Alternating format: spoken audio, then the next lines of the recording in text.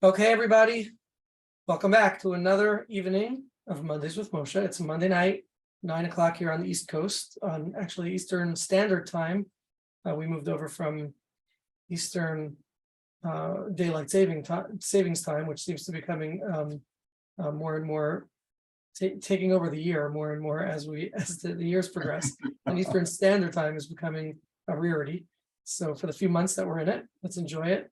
Let's enjoy the dark and the peace and quiet and the cold and the fireplace. So, okay, well, welcome back. Tonight we have the honor of featuring Dr. Robert Neimeyer, who is the director of the Portland Institute for Loss and Transition. Now, the Institute for Loss I got, and the Institute for Transition raised an eyebrow.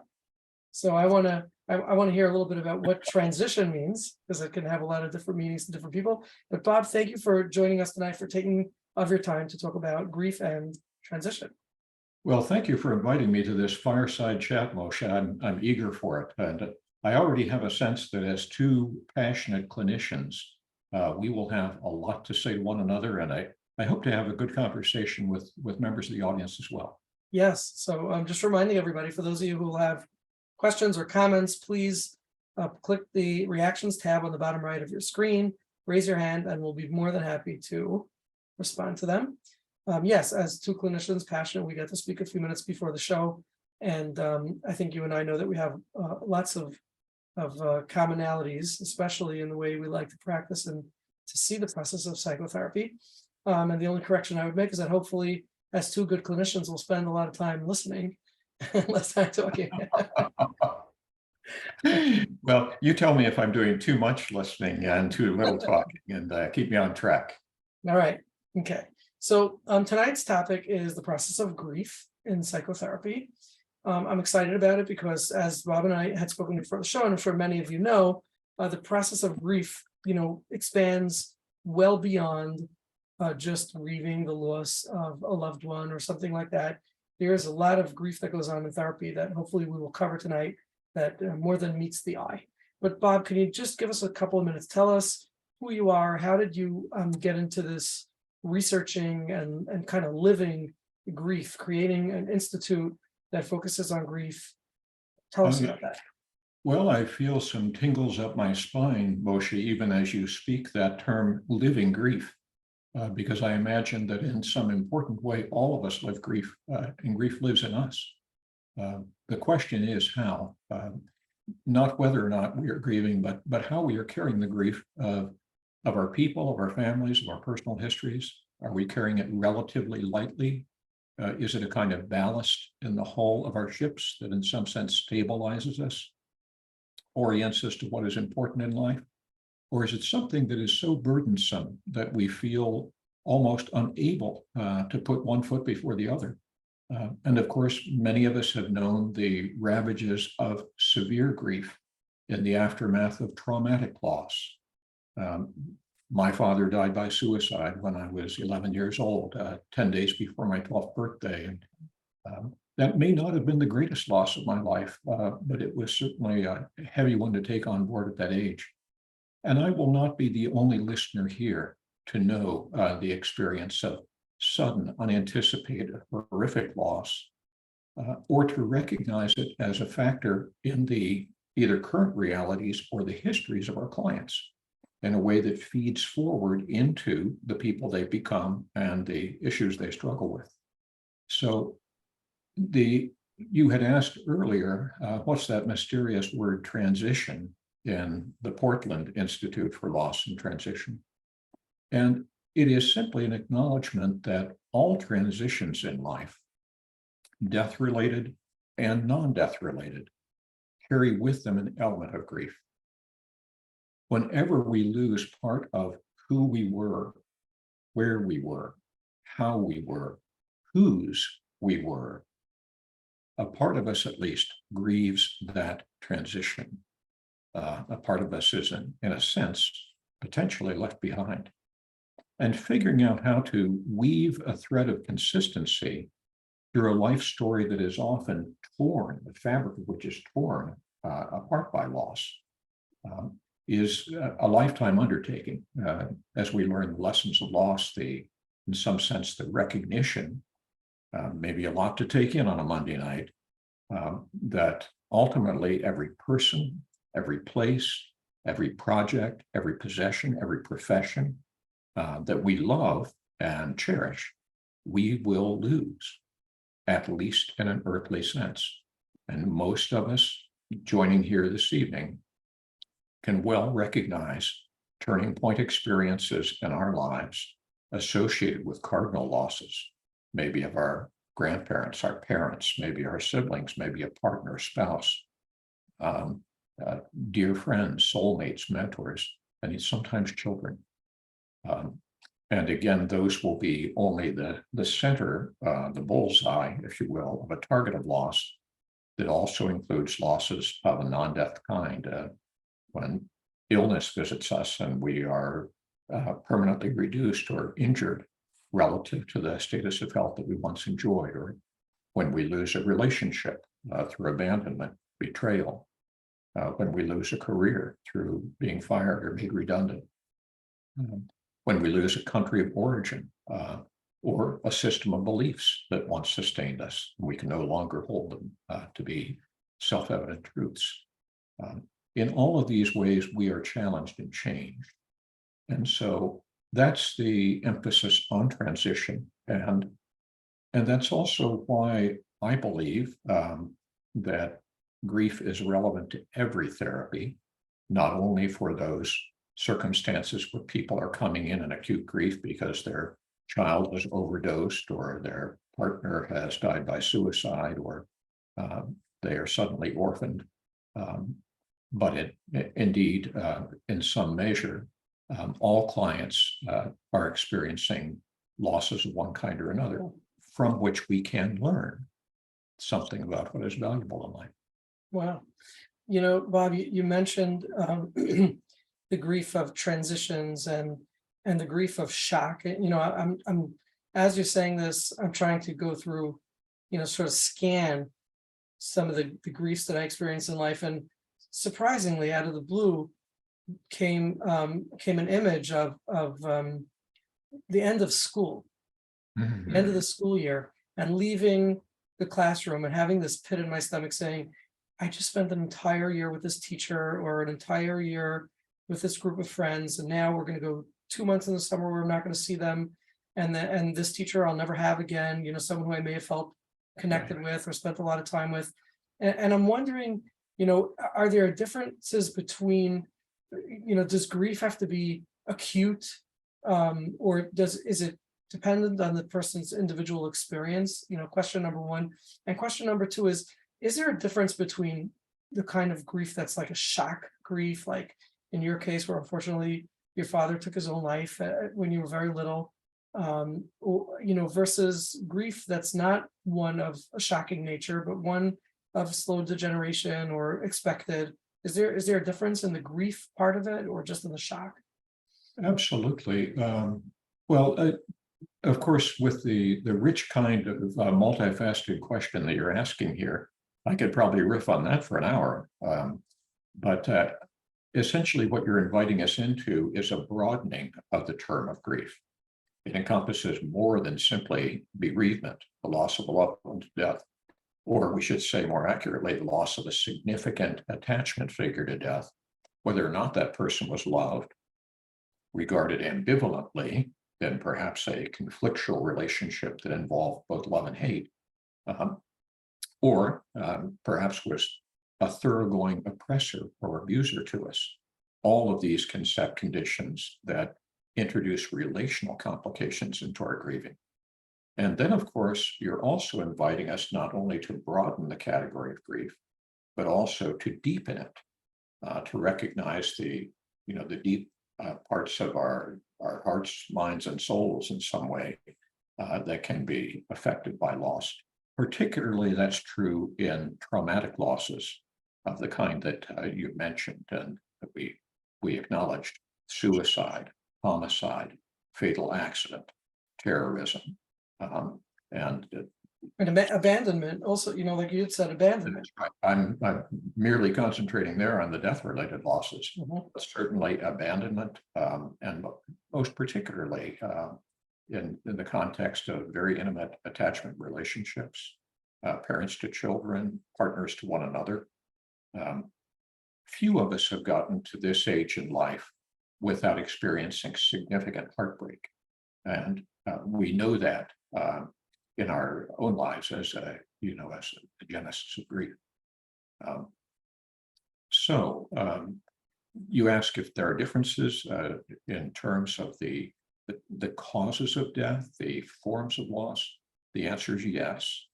And in addition to my being a practicing clinician for 45 years, I guess, I also have been a research psychologist for that whole span of time too, and we remain very, very active now with a focus on COVID-related grief and grief in the pandemic of any cause. That is, so both for non-death and death-related causes in the pandemic.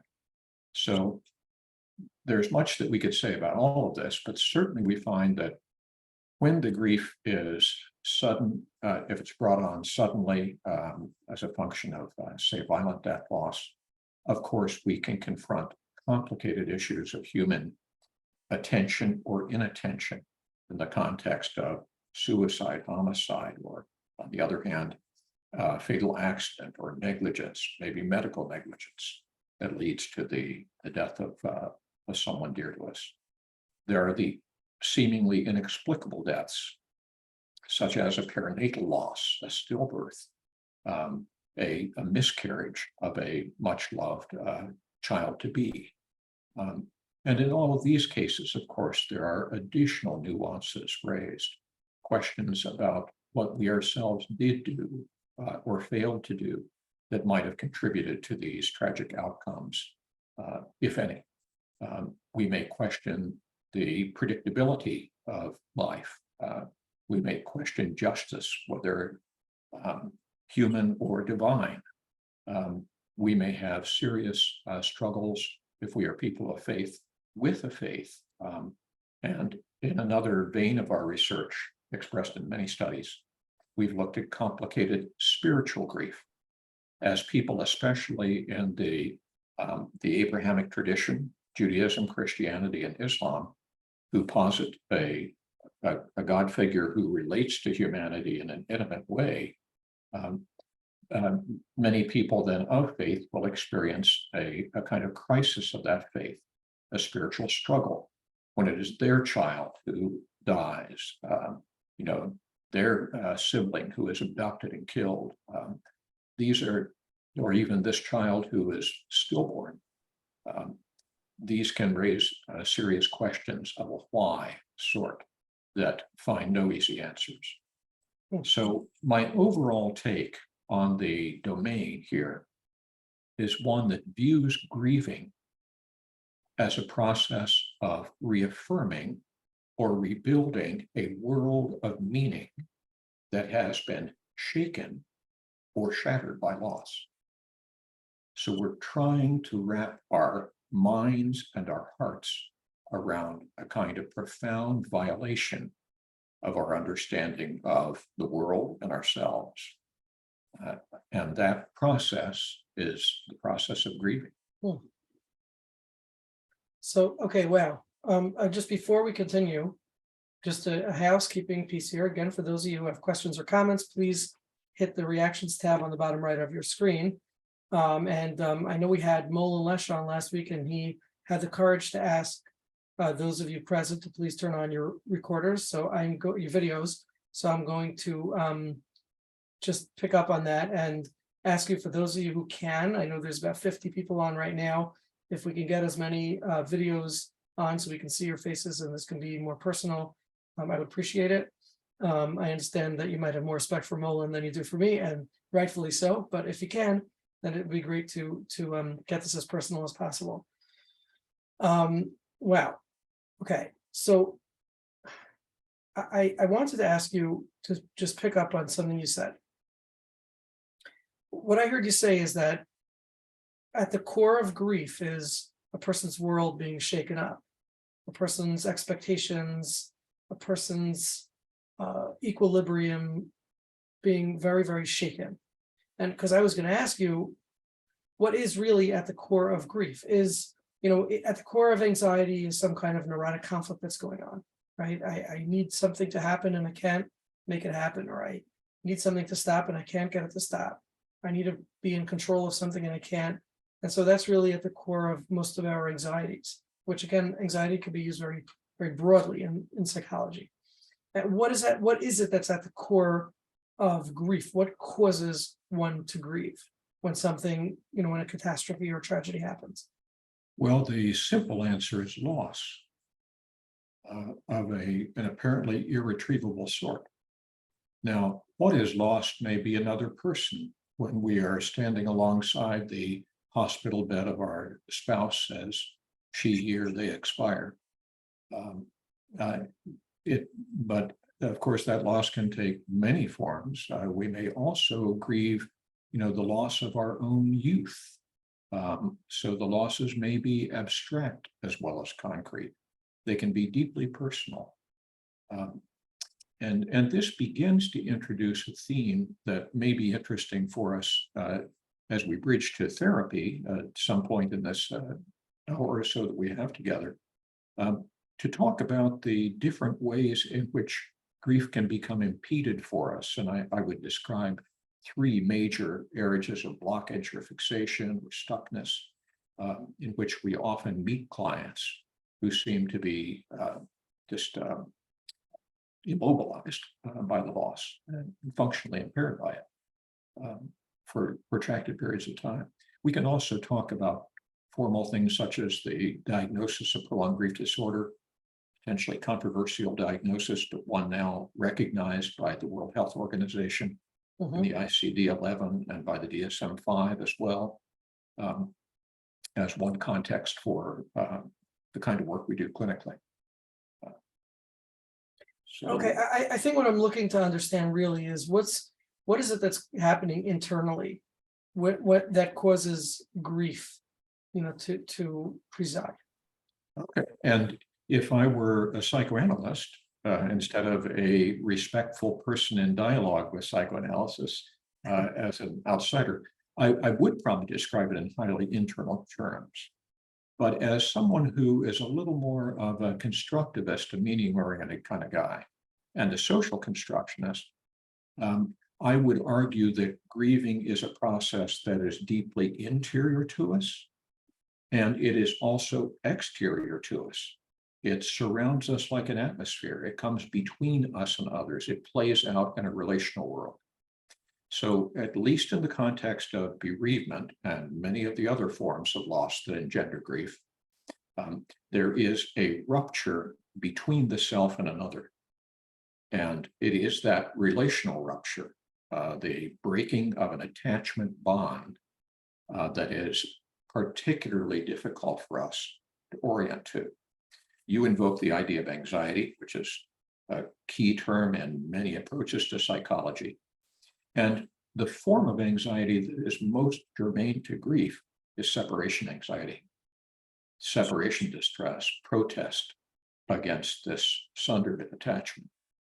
So we would see that in some sense, I would argue that as human beings, we are wired for attachment in a world of impermanence. And that's the existential condition that gives rise to grief, that ultimately everything and every one we love, we will lose, if only at the point of our death. And now, whatever happens beyond that in a spiritual frame is an open question that can be addressed by intelligent people in different ways. But at least in this life, grief, of course, is a frequent visitor. And we recognize that we will lose everything and everyone, at least in that earthly sense, over the course of our living, as will every client we meet. So this is a great leveler. In some ways, we stand on the same level playing field as our clients. We're not immune from this experience. So what's fascinating about it is that many of the things that we ultimately grieve, we know are going to happen. and it's kind of a matter of time, and we still grieve them. That's right. And I think what I also hear from you is that there's the anxiety behind the grief. And again, maybe this is a stretch and it's not what you're saying, but the anxiety behind the grief is that I need this person to still be here, Mhm. and I can't have that. And That's that right. conflict is what causes the grief. Yes, that's certainly highly germane.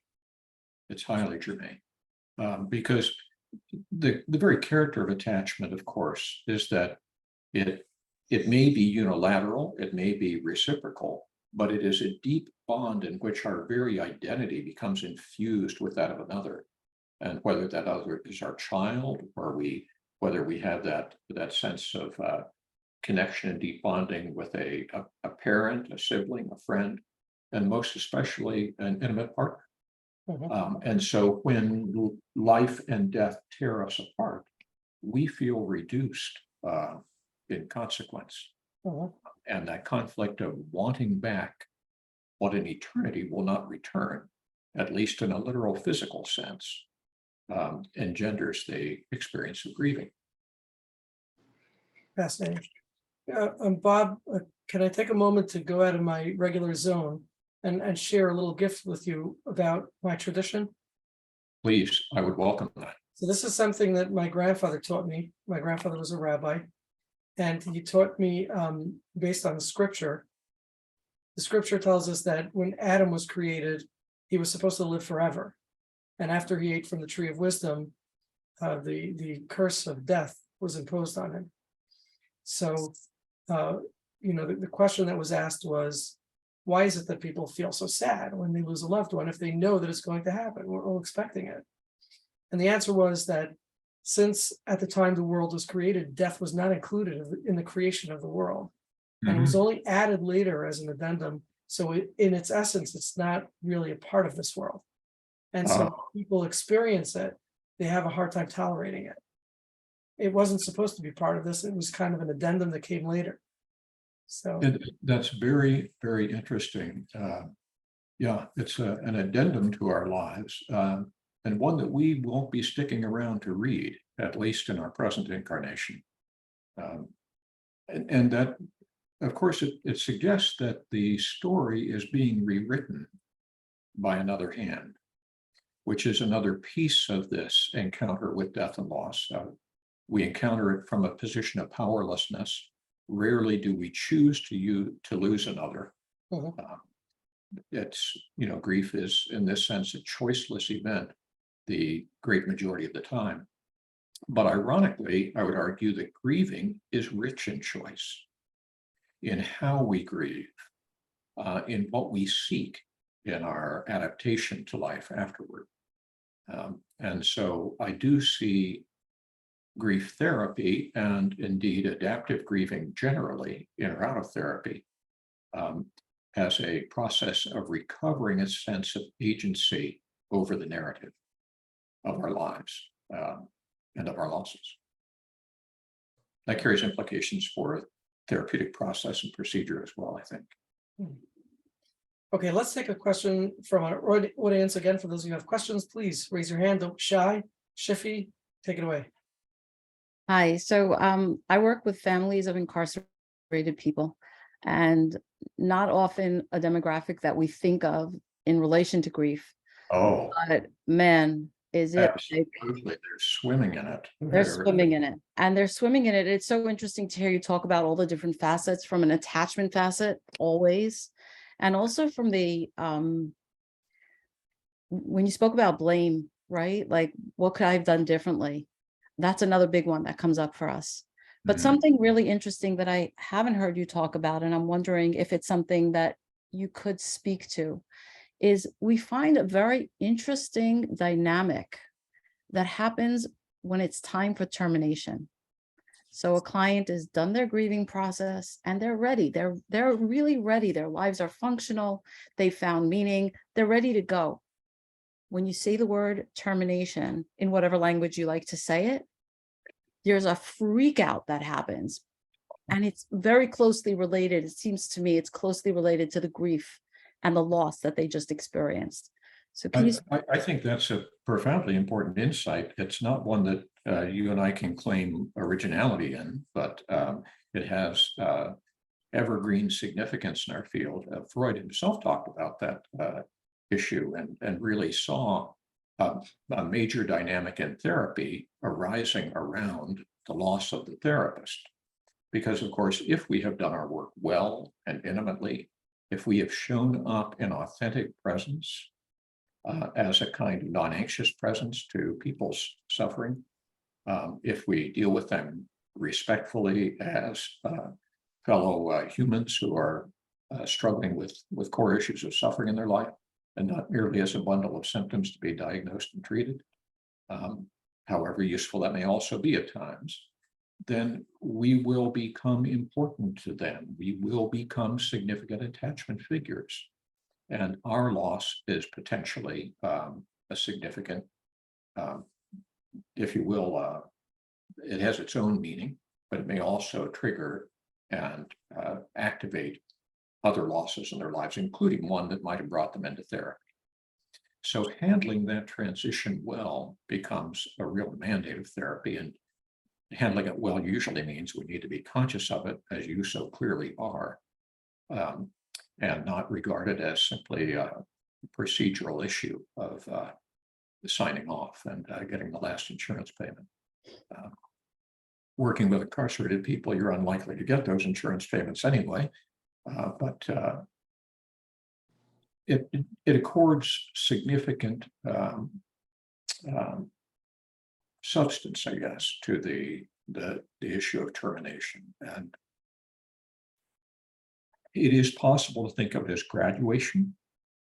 It is possible, of course, to do the work in our final sessions of therapy, especially of reviewing and reinforcing the adaptive steps the client has made. So they begin to, we hope, take in what we might call a portable secure base, where they can hear Shiffy's kind of comments or advice bearing on them as they meet future challenges.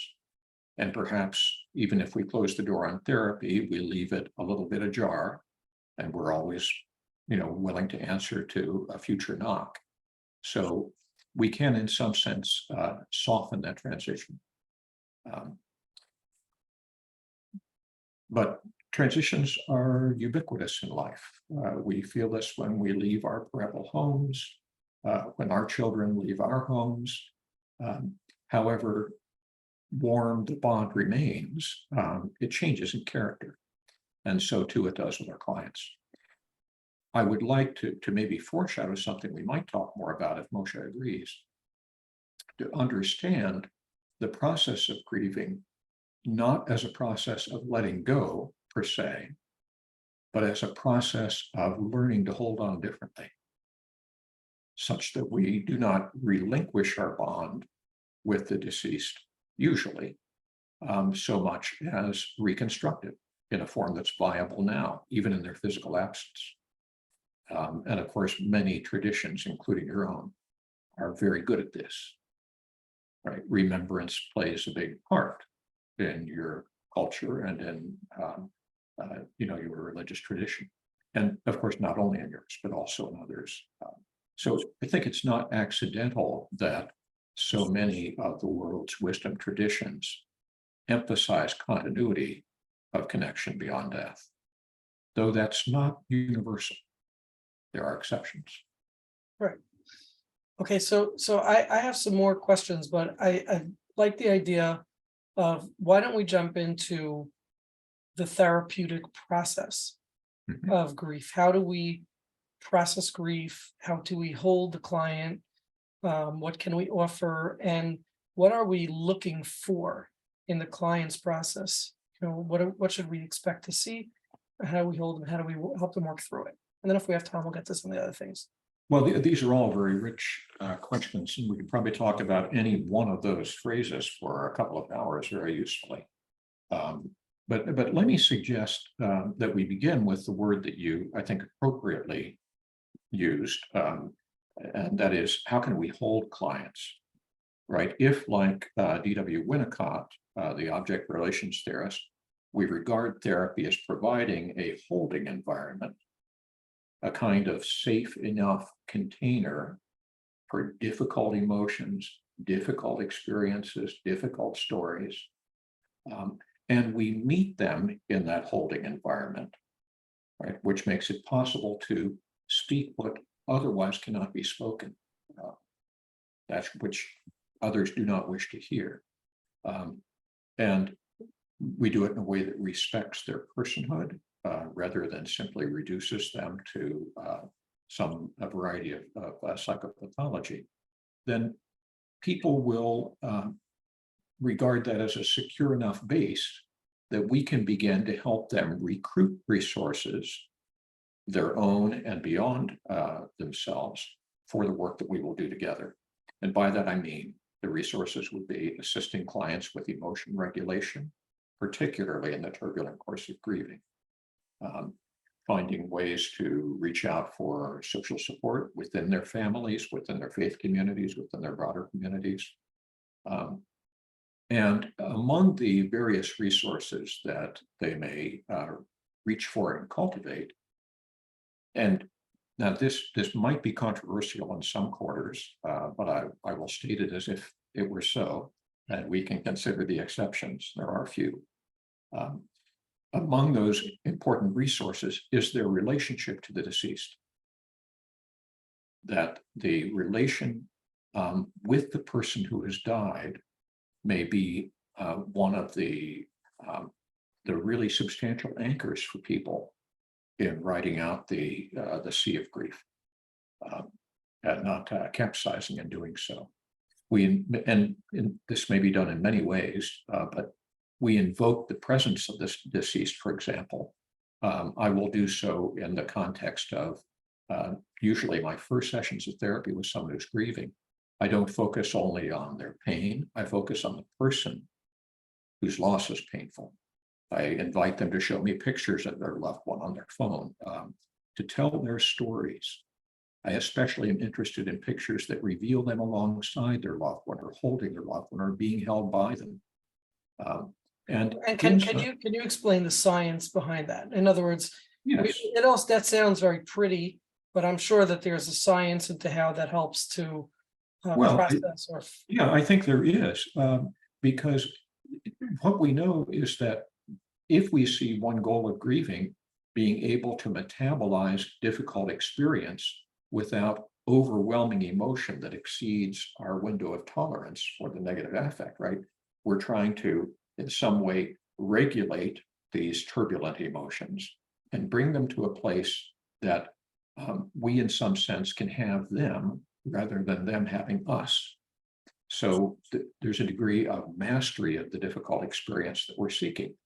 And what we know is that in the presence of another who provides that kind of secure base relation, the therapist, of course, is one such person, then people do tend to settle more. Scientifically, there's less signs of reactivity, whether it's done in a functional fMRI or galvanic skin response or heart rate studies, that people are able to reach that more deliberative place that permits reflection and the generation of new insight and adaptive behavior. So do you mean to say that if they resurrect their relationship with the deceased in the presence of the therapist, that will help them to process it in a more regulated fashion? Is that what you're saying? Or am I?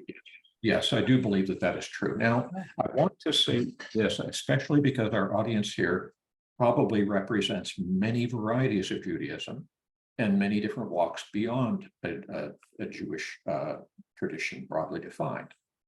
No doubt we have people here who are very devout and others who are very secular, and probably everything between. So I do want to acknowledge that this use of, like, the term resurrecting the dead can be problematic for people who have a devotion to a tradition where any kind of communication between the living and dead is prohibited. And interestingly, that may include some versions of Judaism, but it may also include some versions of fundamental Christianity. So we need to respect people's core beliefs and what they permit them to do and not to do. Hmm. But what I find is that many of the practices that we might end up describing involve a sense of connection with the deceased. Yes, I think the words I used was resurrecting the relationship with the dead.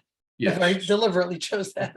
there's nothing, You don't want to have resurrection in the office. That'd be pretty, this is not necromancy. It doesn't involve Ouija boards. This is the way in which we continue to hear the, let's imagine it's a parent who dies, and a parent to whom, with whom we had a strong and abiding relationship. At future points of decision in our life, we can almost hear what that father or mother or grandparent might tell us or teach us. You invoke the wisdom of your rabbinical grandfather. And I assume he's probably no longer a physical part of your life, but in that you demonstrate he's very much a psychological and spiritual part of your life. So it's the cultivation of such bonds that helps people move from the struggle to figure out how to love people in their absence to being able to do that, to be able to say, okay, this is the new role my loved one has in my life.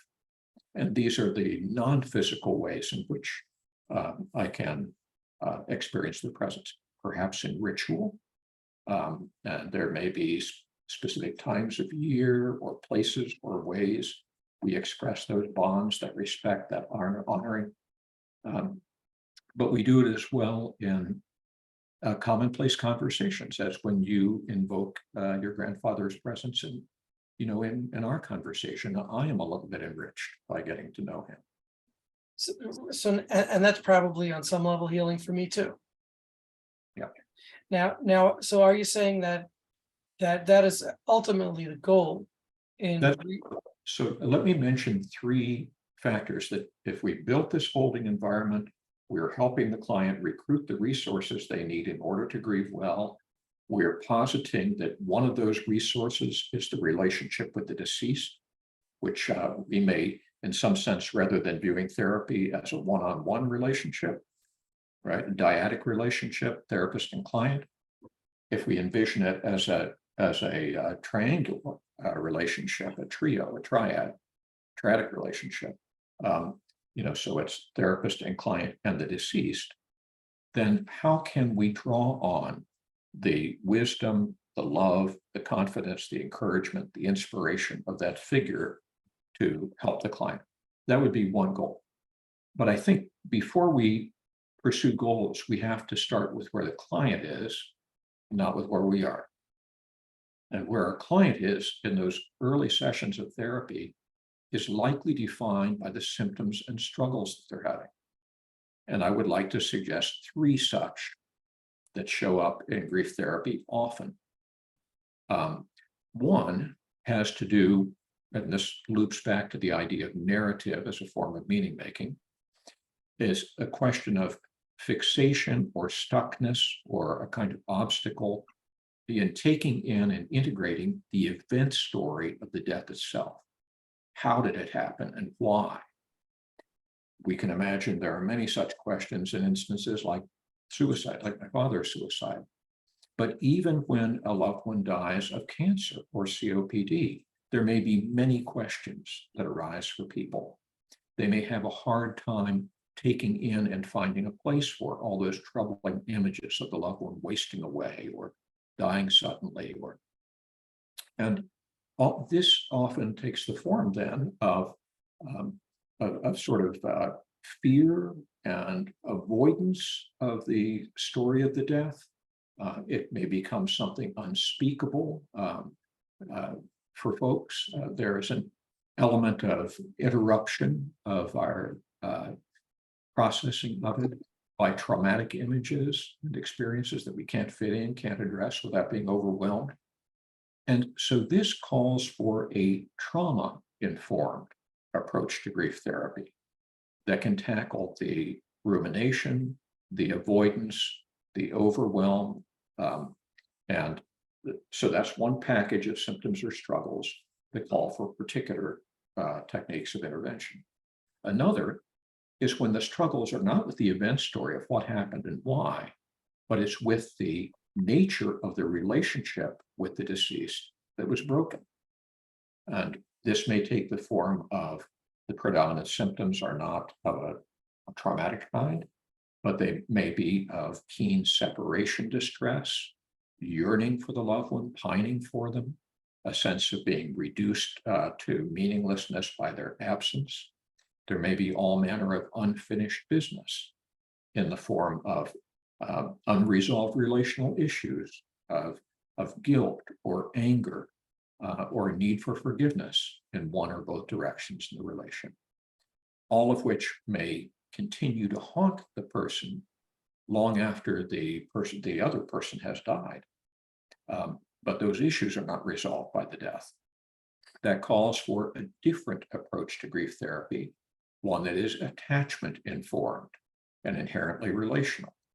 And grief therapy becomes a kind of family therapy or relationship therapy between the living and dead. What about when there was grave conflict between the two people, and now there's all this confusion or guilt or? That's it. You've got it, Moshe. You talk to the same people I do. We've seen some of the same clients. I think that there are, a couple of dimensions of that. We work with the continuing bond with the deceased to do two things, basically. And one would be to reaffirm attachment security. Okay. When the relationship is predominantly good, we really need it and miss it. How do we get some of that back in? And we also need to reaccess and reactivate that relationship in order to address and resolve some of that unfinished business with those figures who were oppressive, perhaps abusive, and who we may want to specifically discontinue the bond, but we need some help doing it. And we could talk about specific procedures or cases that would illustrate this. I'm actually wondering if somebody would be willing to bring up a case study, because I'm feeling very abstract to this. Insofar as what is the therapist's role in helping walk the client through the process. So if anybody wants to bring up a particular case, especially of an adult client who had feelings, whether they're very strong feelings, positive feelings towards the deceased, or very negative and anger feelings, and now are being complicated by the death. Because as long as a person's alive and we could be angry at them, that's one thing. We're still living with the person. There's still an energy that's going on. But when the person suddenly drops out, and then we're still feeling that rage, where do we go with it? And I'm curious if you can describe what is the therapist's role. If you could walk us through what the therapist would do. I'm happy to do that. The therapist's role is to, first of all, bring the relevant emotion into the room. And that may mean bringing the relevant person into the room symbolically. Again, this doesn't involve any spiritualist intervention. But it does mean that we might offer a symbolic empty chair for them to situate the problematic figure in, or the non-problematic figure, because chair work and imaginal dialogues may have great relevance in both instances, where we want to draw closer and when we want to insert protective distance. It helps to conjure the presence of the other, again, symbolically, not in some actual way. And if we imagine that it is a difficult figure, we would, of course, gain the person's permission. I wonder how it would be if some of these things, Moshe, that you're telling me, that you suffered at your father's hands, if you were able in this moment to safely express those directly to him in a way that he had to hear them, but without the opportunity for him to silence you, aggress against you, excuse his behavior, would that be a useful thing for you? And I see you nodding there, right? If I were to help you with that, and if I were to invite you to close your eyes with me for a moment, and just to imagine that father about whom we have been speaking and for all these past sessions, all of his harshness, his judgment, and ultimately his abandonment of you, to use your word for it. Could you imagine inviting him into this room, almost as if it were a courtroom, and being placed in a chair at a comfortable distance from you, in which he had to listen to your testimony, your emotional truth rather than his, about the character of the relationship? Can you imagine how he might be seated there, how he'd be dressed?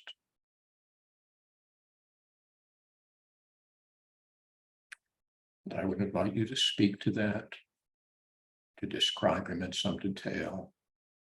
Of course, I'm assuming that this is an entirely hypothetical construct here. This is to clarify for our viewers. I have no idea of your relationship with your father, and I certainly hope it's not of the kind I'm imputing to you. No, it isn't, and I'm having a hard time imagining it because I don't have a person in my life to whom I Yes. feel that way. So Yes, but and so I'm paying attention. yes, so that is just to say, I'm just dipping into it here as if you were such a client who had brought such tangles and complications and genuine pain, maybe trauma, into the room for consultation. Then I might invite you to imagine him. I might actually get up and stand behind the chair that we placed in front of you. I might say, could you tell me how far back would be far enough to place relation? And I would just continue to move it, leaving that empty. I would not be sitting in it, as you can easily imagine, in order to, again, give you some control over the terms of attachment to him for a change. And then to essentially prompt and support you as you express, probably with genuine emotion, some of what he did to you or what the relationship meant to you. Or let's imagine it is not as thoroughgoing a villainy as I'm implying. Let's say it is a garden variety of a relationship that is, on the one hand, important, has its own kind of love, but there's also just real disappointment and maybe some real hurt as well, right? And so what we're doing here is a kind of sorting. To the degree that he is a safe figure for you, we might also then, after I deepen you into the disclosure, tell him more about what he did to you, tell him more about how that made you feel, tell him about what you need from him now. Then if he were a redeemable figure in some sense, then I might say, I wonder, Moshe, if you would be willing to give Shimshon, your father, just to loan him your voice and come over here and sit into his position for a moment. What would you respond, Shimshon, to this young man who says to you, I needed you so much, Dad, and you were never there for me. And the way I wanted you, I respected you, I loved you, but you were just so distant. What more would you tell? What would you want to say to your son who gives this message to you? You get the idea? Yeah, I mean, we would use the empty chair That's right. technique for, this kind of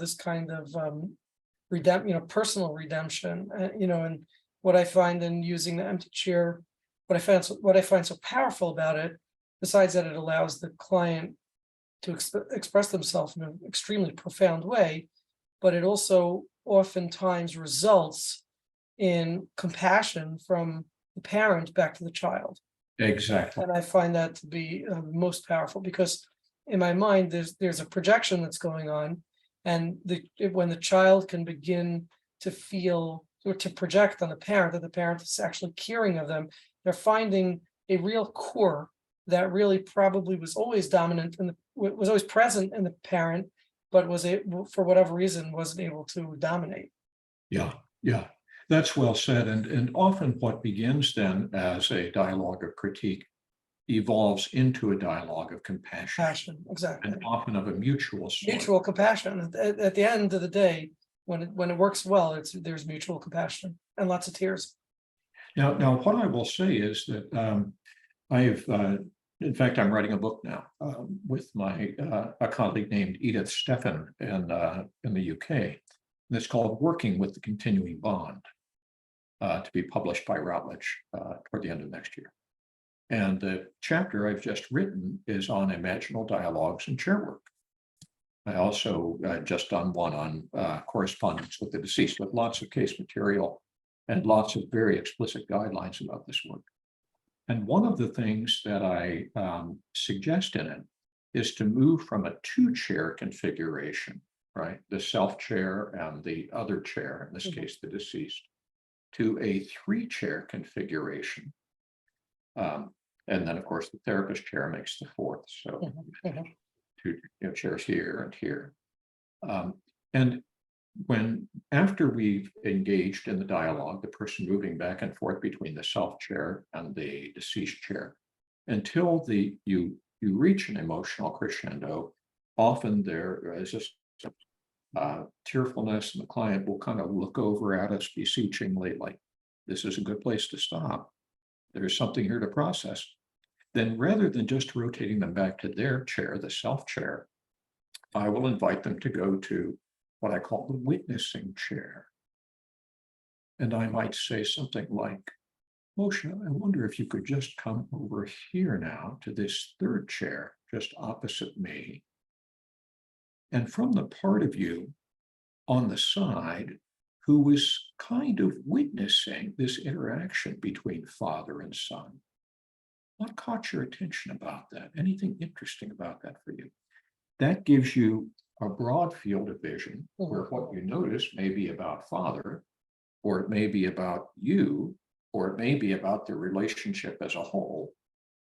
What strikes me, Bob, is that it was imperfect, but it was very important to us both. And so then we can process that, allowing the person to have a little bit more of that observing ego in the room, right? Wow, great. Or That's beautiful. That's beautiful.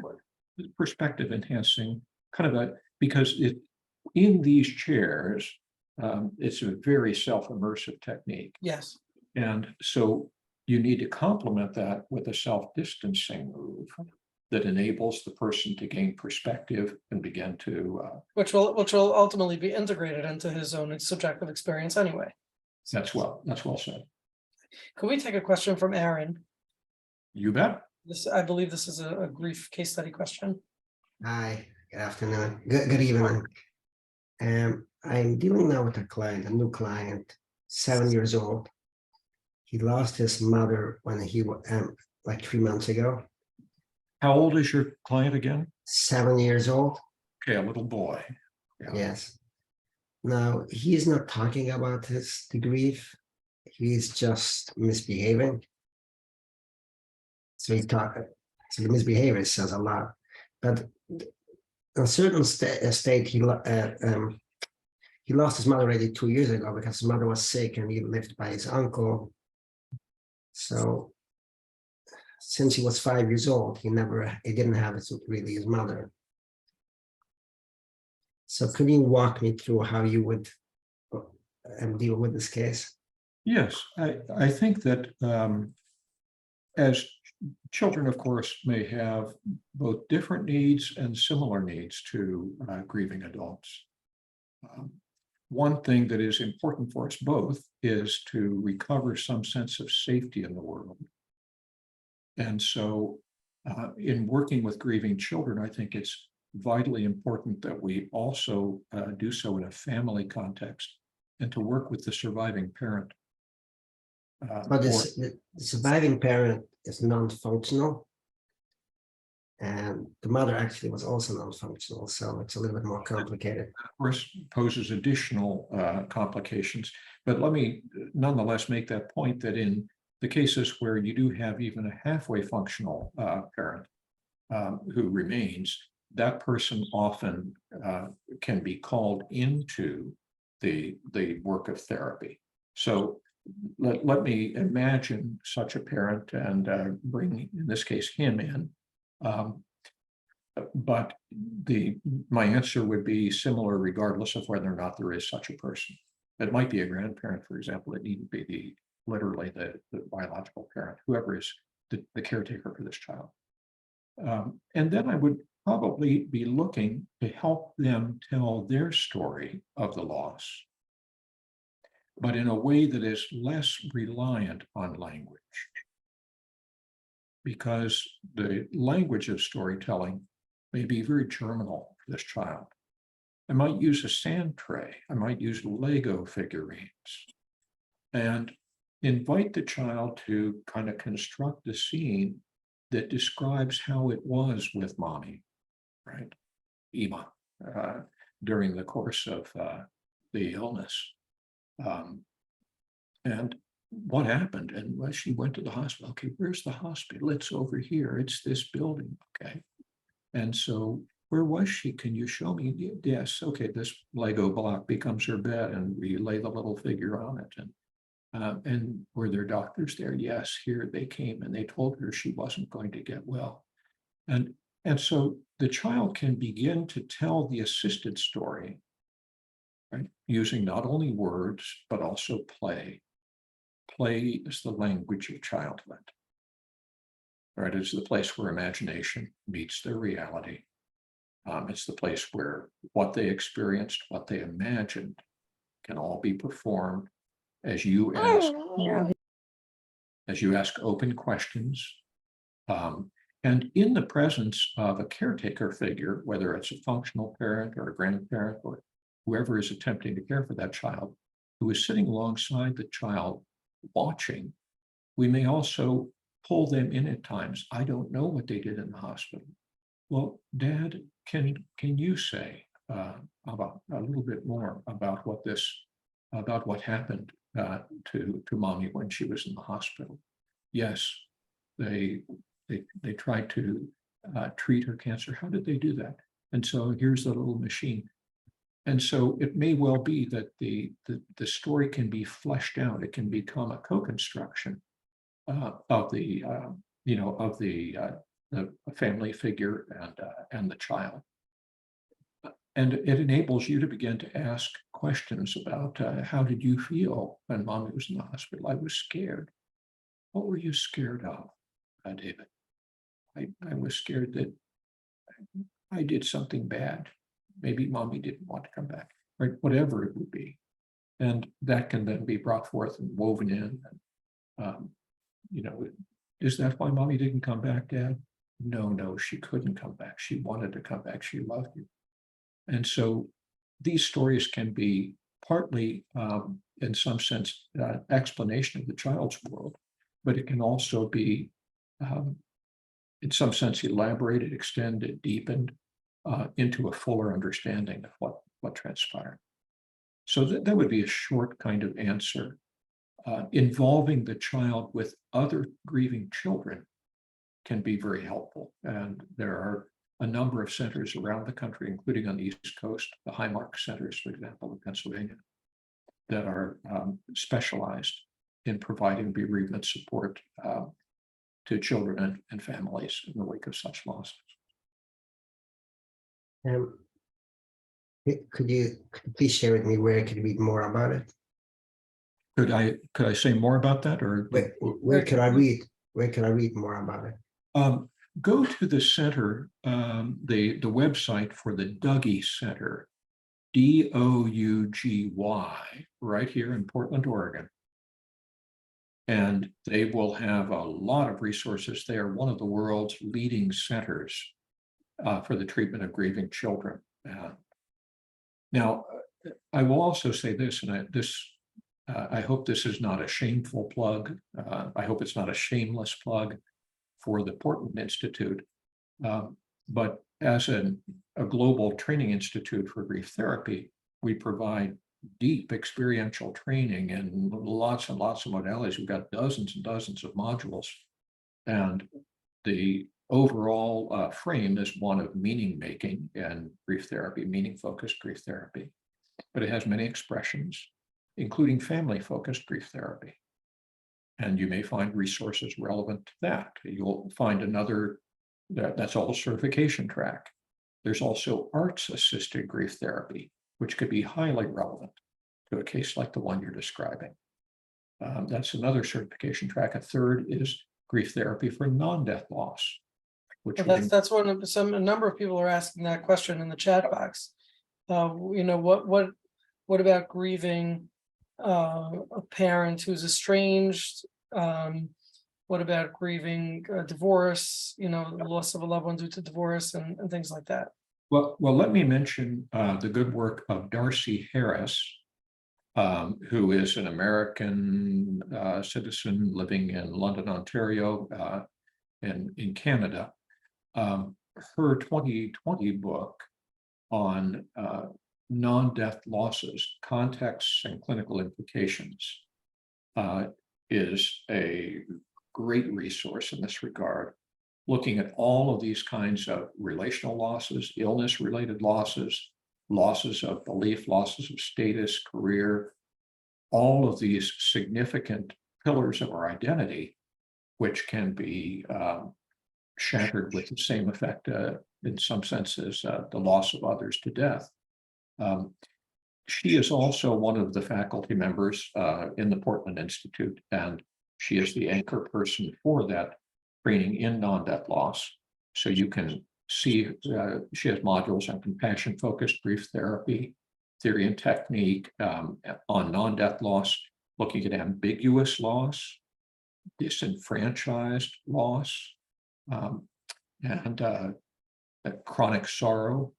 These are all terms that bear on different aspects of these living losses, where we don't have the clarity or typically the ritual support that is accorded to bereavement per se. Interesting. So because I was wondering how different the grieving process is, but that's a really interesting point. The difference is in the degree of support, the degree of understanding, the degree of judgment that goes on. With bereavement, so everyone sort of understands there's nothing. That's right. But with something like divorce or estrangement or abandonment or even diagnosis was a question someone asked here. What about the grieving, the diagnosis that somebody, maybe a terminal diagnosis somebody receives? Oh, absolutely. The loss begins properly at the point of diagnosis of such conditions. That our world has forever changed, right? Mm-hmm. There is this kind of rift between then and now, and some real question marks about what will now come. Mm-hmm. And so I think that's well said, to recognize that grief isn't something that only happens at the end of an illness trajectory. It may happen at the very beginning of it, and it may deepen as we lose our others by degree, one neuron at a time. In the case of dementia, one breath at a time. In the context of COPD, one cell at a time. In the context of cancer, these gradual losses are not necessarily easier, though they do give us time to do constructive things at the end of life that sudden death denies us. Okay, can we take a question from Ellie? Go ahead, Ellie. Hi, thank you so much. I have a question regarding a client that I recently started seeing. He's a 13-year-old boy who lost his mother about 3 months ago. And I started seeing him just because he said everybody in his family was seeing a therapist and he felt he needed to see one as well, just because that was the right thing to do. He hasn't been acting out. He hasn't done anything. And I asked him what he wants to gain out of therapy. It was more of just to have somebody there. And I've opened the door for him in case he wanted to discuss his mother. And I find that it's mostly just discussing day-to-day life. I was wondering what your approach would be working with a client like this? Well, it's very interesting. First of all, I think it's sensitive of you to open the door to that boy. In some sense, I was that boy when I was 13, and nobody was opening that door for me. I never heard the word psychotherapy until I was in the latter years of high school. So I do appreciate that you're offering something of potential value. There is a third pathway through grieving that can be fixating and blocking and complicated that we didn't mention. And I want to mention it in connection with this case because the third thing that people can get stuck in is the revision of the personal story itself.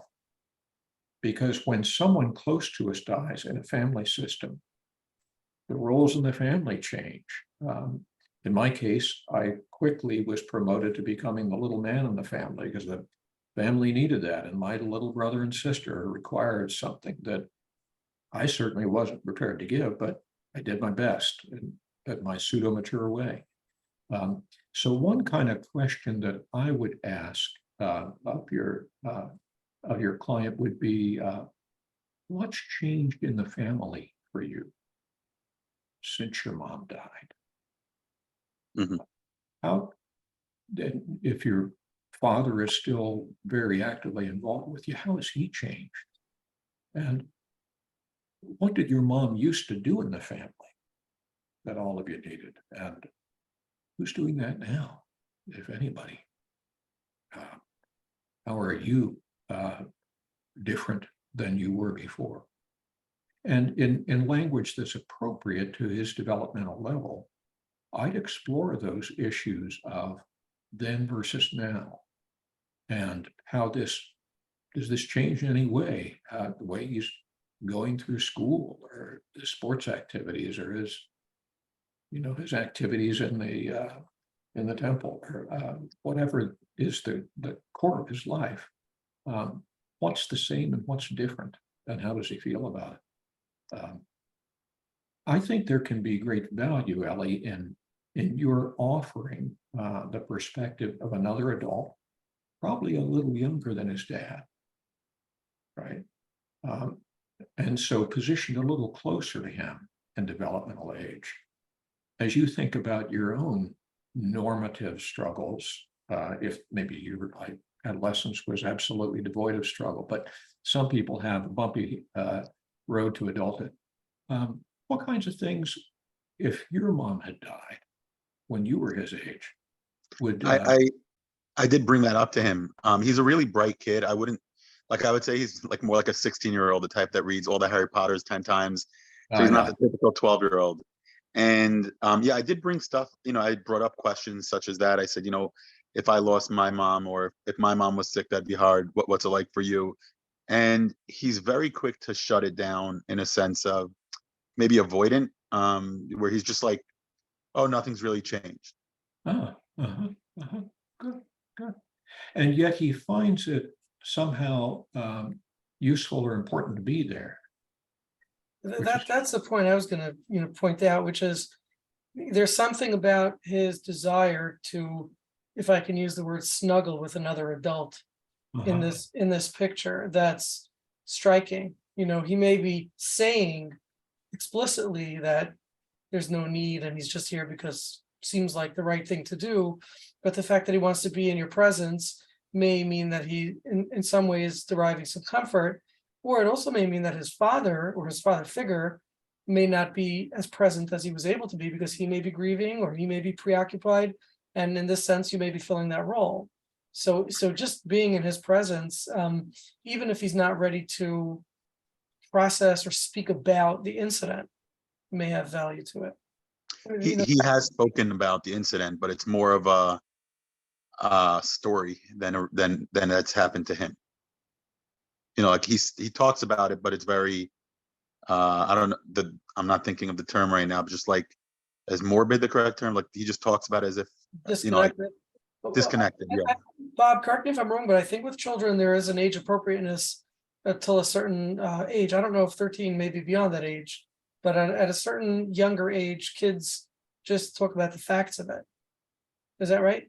Yeah, there's actually a well-researched trajectory of across the course of early years of childhood, moving toward adolescence, even in the developmental construction of a death concept.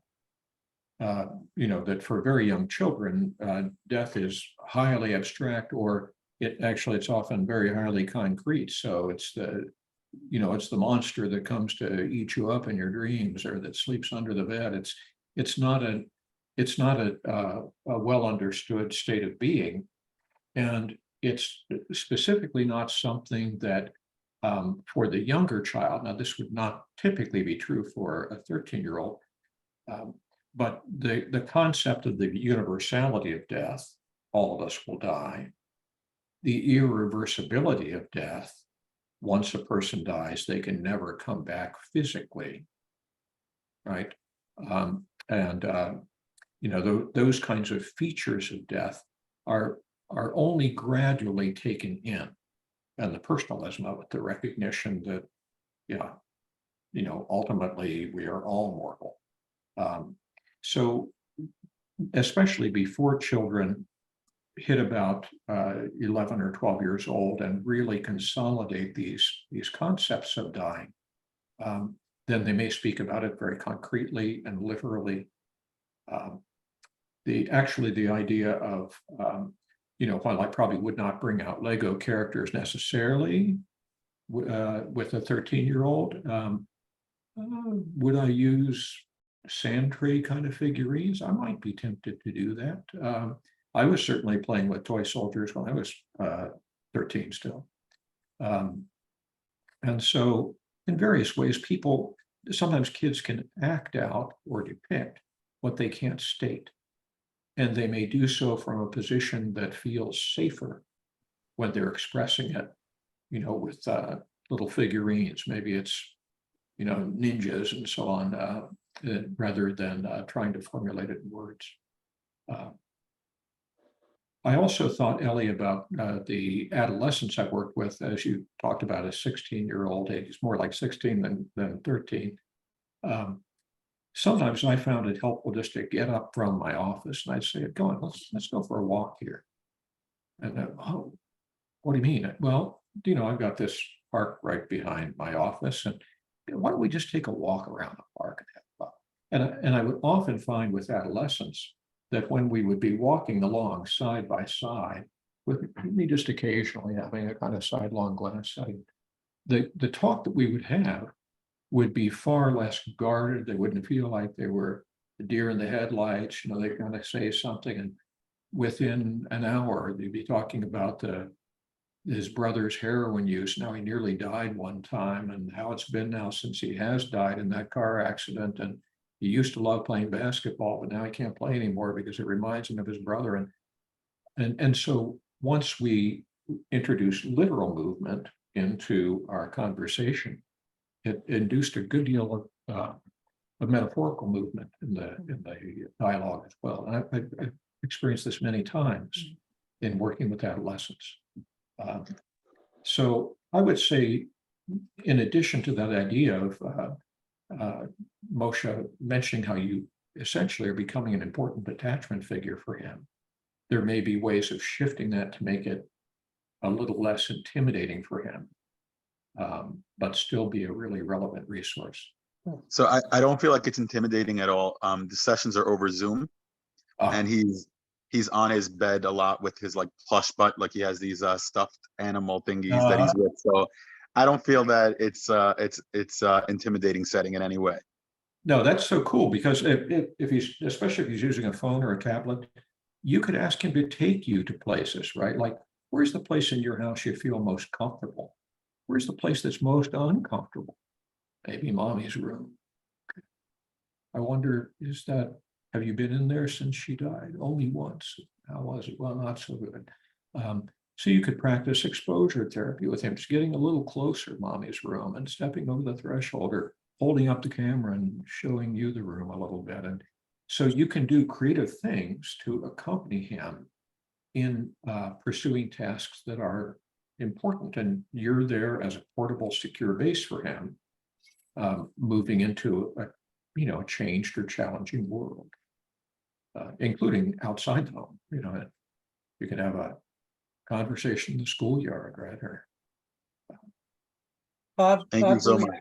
do we have time for another question from Leah? Bob? yes, absolutely. Okay, I Yeah. just want to make sure it's okay with you, because I told you 10:15, but I don't mind going longer.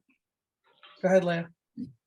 So how do you deal with like more ambiguous losses where it's not a death, not a relationship?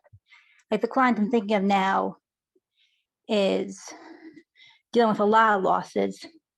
She's a little bit older, she's single, she's dealing with the loss of her idealism, she's dealing with the loss of her dreams of having a large family, she's dealing with losses of certain pictures she had of her husband, like so many different losses, Right. but they're not death and they're not a relationship. No, I can well imagine that. All of this is a shameless plug in some way, and I apologize for that. But I think about a book that I just recently published. Let me get this and show it to you.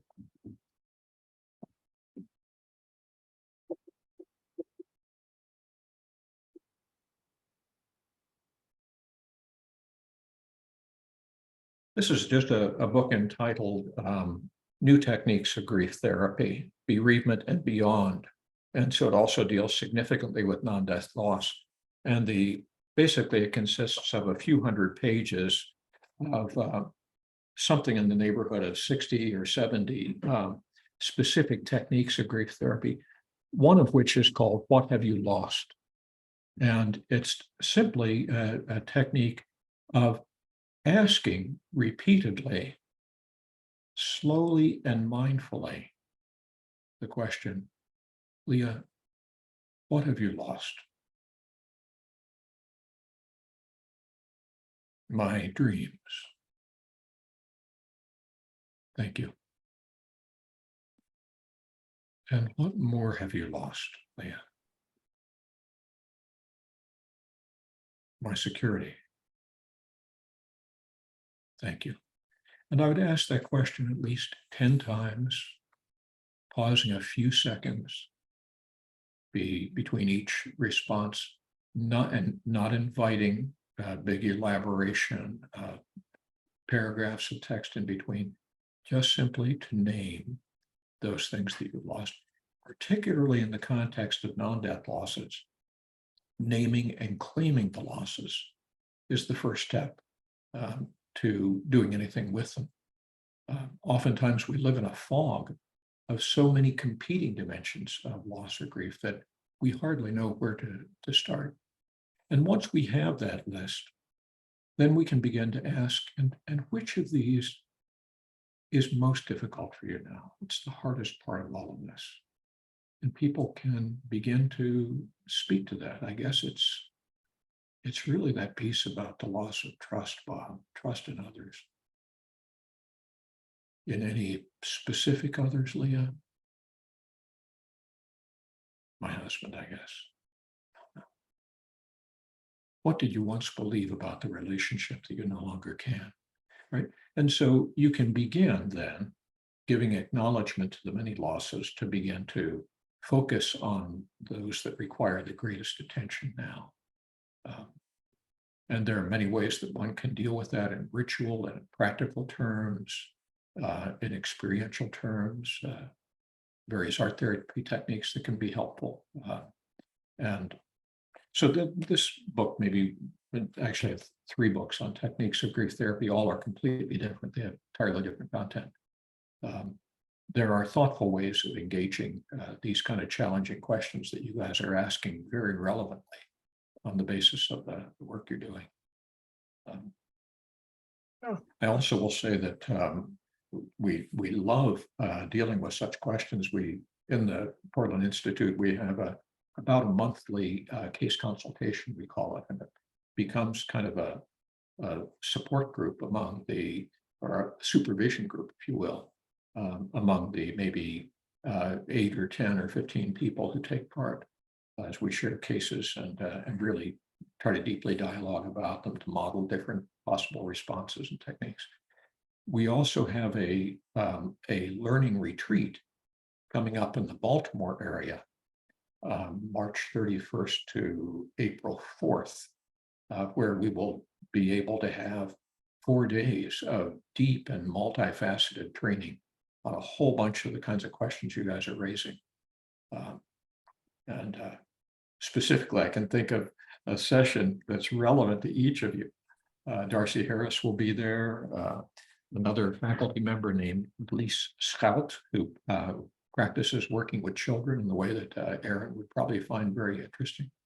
I'm going to be doing experiential training for a few hours on chair work and imaginal dialogues. So it'd be lovely to meet you guys there.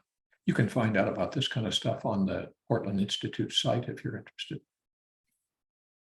Wow, okay, well, it's 10:20. I know by you it's only 7:20. So you still have your night. You're having a good dialogue. So Yeah. thank you, Moshe, for inviting me into this. Well, And I really appreciate you sharing of yourself and your expertise. You know, your presence sometimes can speak more than your words, and that was greatly appreciated. You know, just the way you obviously bring a very calm and soothing presence, and I'm sure that that's a great portion of what makes you successful and good at what you do. well, toda rabba, my friend, for that. And it's good to be invited to be a part of your community, even if only temporarily. Yeah, So- well, maybe we'll do this. We'll have a round two at some point and continue the dialogue. I But will. we appreciate it. And so long. Thanks again. The Institute, the name of the Institute is the Portland Institute for Loss and Transition. Yes, and if you put in portlandinstitute.org in your search engine, you'll go right to it. Portland Institute. Simple as that. Okay. Well, good night and thank you. Enjoy the rest of your night and let's be in touch. And for those of you who want to get in touch with Dr. Neimeyer, I'm sure you can find them. You can find them quite easily online.